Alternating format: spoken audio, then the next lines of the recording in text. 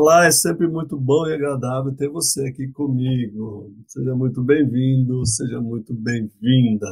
Por que nós devemos chamar as duas histórias da criação de narrativas da criação e não de histórias da criação?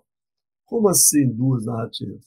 Pois é, o livro do Gênesis tem duas narrativas distintas da criação. O capítulo 1 e o capítulo 2. No meu curso de Gênesis, eu apresento 7 elementos que mostram essa separação das duas narrativas. Mas a questão aqui é por que não devemos chamar as narrativas de criação de histórias da criação?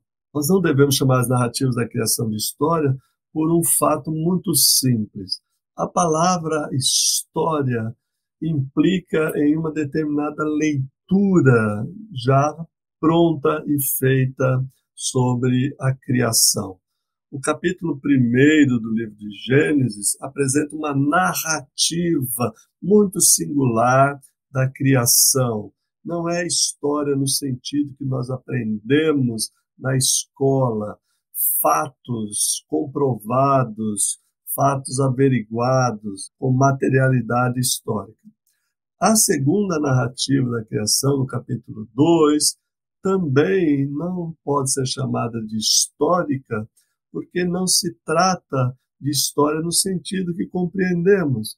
História para nós são fatos que podem ser comprovados, podem ser analisados e podem ser avaliados. Não é o caso.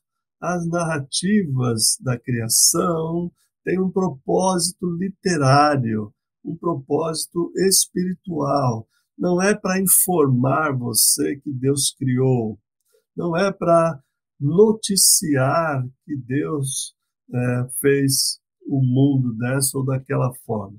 Por isso, nós temos duas narrativas bem distintas que tentam captar a mensagem, o significado e o sentido da ação de Deus na organização do caos, no capítulo 1, e da criação do homem, né, ou da feitura do homem, no capítulo 2. São duas narrativas bem distintas e essas narrativas têm significado, têm propósito, têm intencionalidade que não é histórica. Por que eu digo isso? Porque quando você conhece uma história, geralmente nós ensinamos assim para as crianças, essa história perde o seu significado, porque a pessoa já está informada, a pessoa já sabe que aquilo é uma história. E isso acaba levando o texto ao esquecimento, porque nós já sabemos do que se trata. Mas nós não sabemos exatamente do que se trata até compreendermos o seu verdadeiro significado e propósito. Por isso eu fiz um curso do livro de Gênesis, onde eu explico isso em detalhes, com riqueza, né, de detalhes, para que você compreenda o verdadeiro significado das narrativas da criação e não das histórias da criação. E se gostar do tema, quem sabe aí faça o meu curso de Gênesis, tá bom?